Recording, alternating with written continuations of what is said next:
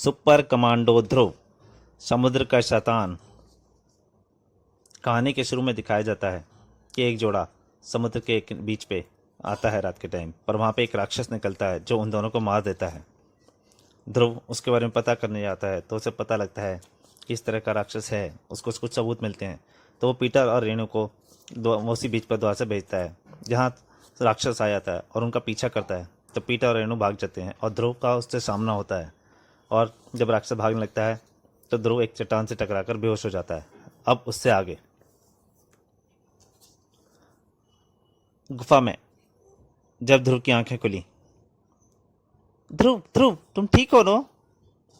Renu, Peter, लेकिन मैं समुद्री दैत्य कहाँ है? पता नहीं। जब हम तुम्हारे पैरों के निशान देखते हुए यहाँ तक आए तो यहाँ पर तुम्हारे अलावा और कहीं नहीं था। वह अंदर की तरफ भागा था। आओ मेरे साथ। संभाल कर आना पीटर, पता नहीं आगे क्या। तभी जमीन एकदम से चिकनी हो गई और ध्रुव कहीं जा गिरा। ओ ध्रुव, हमको टॉर्च लेकर आना चाहिए था पीटर। मुझे क्या पता था कि हमको गुफा के अंदर घुसना पड़ेगा, पर घबराओ मत, मेरे पास माचिस है। मैं ठीक हूँ रेणु, यहाँ पर कोई झील बनी हुई है, इसलिए मेरा पैर किनारे पर नमी की काई पर से फिसल गया। मैं ऊपर आ रहा हूँ। जब ध्रुव संभल कर ऊपर आया तो उसके हाथ में कुछ था। यह क्या है? मछली? हा हा हा। हाँ रेणु, एक खास किस्म की मछली है जो सिर्फ इसी सुनसान तट के समुद्र में ही पाई जाती है। वो तो समझी, लेकिन इससे दैत्य का क्या संबंध? इस मछली का इस झील में होना यह साबित करता है कि कोई भूमिगत सुरंग इस झील के समुद्र से जोड़ती है और वह समुद्री दैत्य इस सुरंग के द्वारा वापस समुद्र में भाग गया है। पर वह इस सुरंग में आया ही क्यों? देखो इधर, इधर देखो, यह जमीन पर एक और नीला गीला निशान है। यहाँ पर पानी से निकाल कर कुछ रखा गया था, शायद कोई बॉक्स, और वह राक्षस यहाँ पर इसी बॉक्स को लेने आया था। वह समुद्री जीव का बॉक्स से क्या काम? ये सारी बातें एक ही ओर इशारा करती हैं पीटर कि राक्षस की आड़ में कोई खतरनाक और गैरकानूनी खेल खेला जा रहा है, और जो लोग इस खेल को खेल रहे हैं उनके लिए किसी की जान लेना बाएं हाथ का खेल है। और फिर अगले दिन सुबह मैंने न केवल उस राक्षस को अपनी आंखों से देखा है सर, बल्कि उससे दो दो हाथ भी किए हैं। तो इन सब के लिए तुम क्या निष्कर्ष निकालते हो? स्मगलिंग सर, तस्करी। उस राक्षस का प्रयोग तस्करी सामान को इधर उधर पहुंचाने के लिए किया जा रहा है। शायद तुम ठीक कह रहे हो, राजनगर के सारे तट वैसे भी इस तस्करी के लिए काफी बदनाम है। तो समुद्री राक्षस को पकड़ने के लिए आप क्या करने की सोच रहे हैं? फिलहाल कुछ नहीं। मेरे ख्याल से राक्षस को पकड़ना आसान नहीं होगा, और अगर हम उस तस्कर तक ही पहुंच जाएं तो समुद्री राक्षस का उपयोग कर रहा है तो राक्षस अपने आप हमारी गिरफ्त में आ जाएगा। आप उस तस्कर को जानते हैं क्या? नहीं, लेकिन मैं इतना जरूर जानता हूँ, ये सारी तस्करी कर विदेशी जहाज द्वारा की जाती है।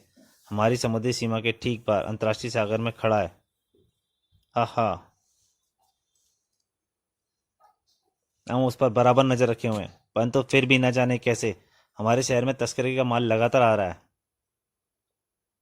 आपका शक किस पर है? रतन बांसुरिया पर।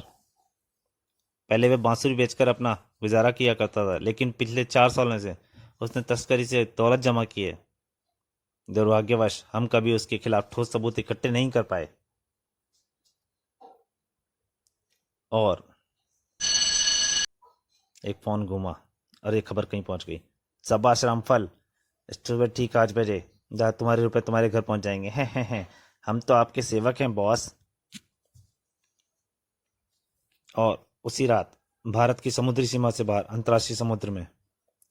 Good night mister Bansuria, sorry for the trouble, please don't mind sir. कोई बात नहीं कैप्टन, धंधे में इतनी तकलीफ तो उठानी ही पड़ती है।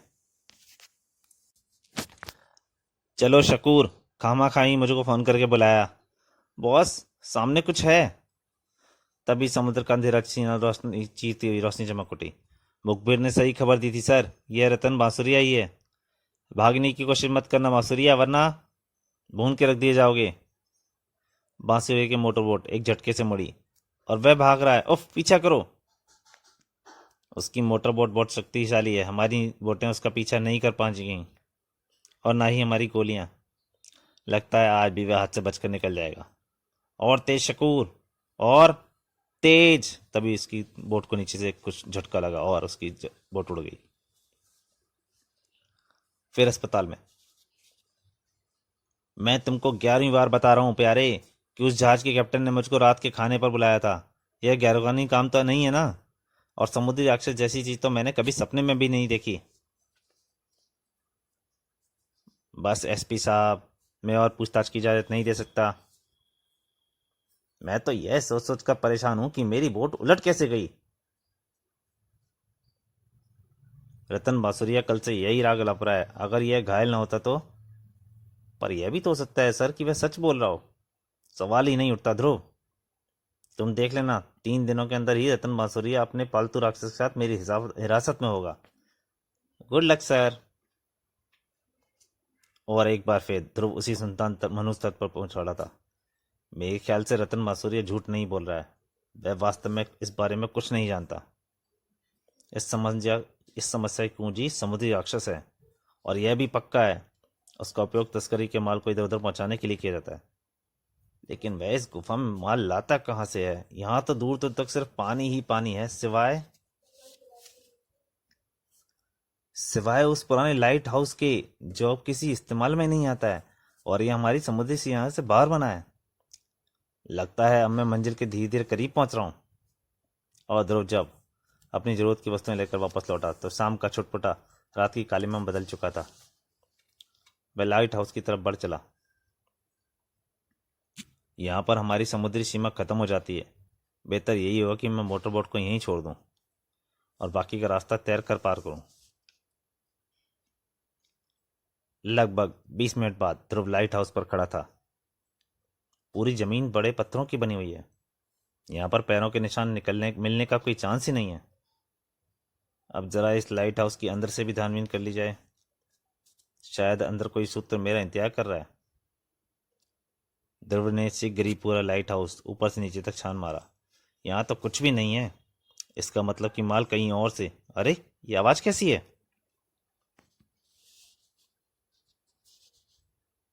एक मोटरबोट लॉन्च रात के सन्नाटे को चीरती हुई सुनसान और अंधेरे लाइट हाउस की तरफ आ रही थी। ये यहाँ क्या करने आ रही है? बेहतर यही होगा कि मैं छुप जाऊं। शीघ्र ही मोटर लॉन्च किनारे आ लगी। जल्दी मारो तारो शॉल्टी, आजकल यह इलाका खतरनाक हो गया है। सही कह रहे हो। सुना है कोई खूंखार समुद्री राक्षस इस इलाके से कई बार देखा गया है। मैं तो कहता हूँ बक्से यहीं रखकर भाग चलो। क्या? यानी इन तस्करों का समुद्री राक्षस से कोई संबंध नहीं है? यह किस तो उलझता ही जा रहा है। हो गया रॉबर्ट, चलो हमारा काम तो खत्म हुआ। और साथ में तुम भी। हैं? कौन है यहाँ? यह तो एक लड़का है यार।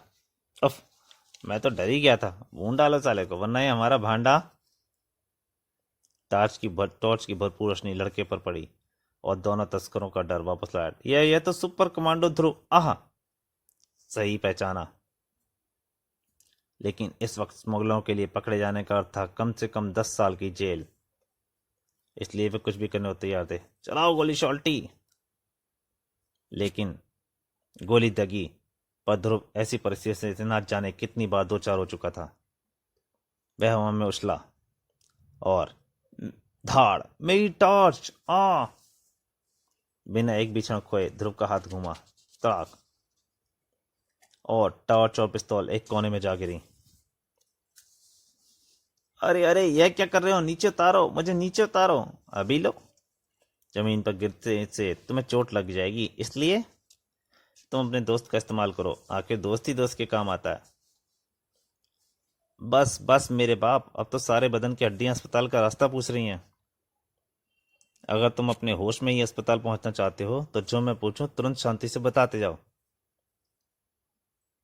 मैं बिना पूछे ही बता देता हूं, वरना तुम फिर मार पीट कर पूछोगे। हम नशीली वस्तुओं की तस्करी करते हैं। हमारा मॉल सिंगापुर से जहाज द्वारा वाटरप्रूफ बक्सों में पैक होकर आता है। हमारा जहाज भारत की समुद्री सीमा से ठीक बाहर खड़ा रहता है। हमारा काम मोटर लॉन्च को माल यहां तक छोड़ जाना है।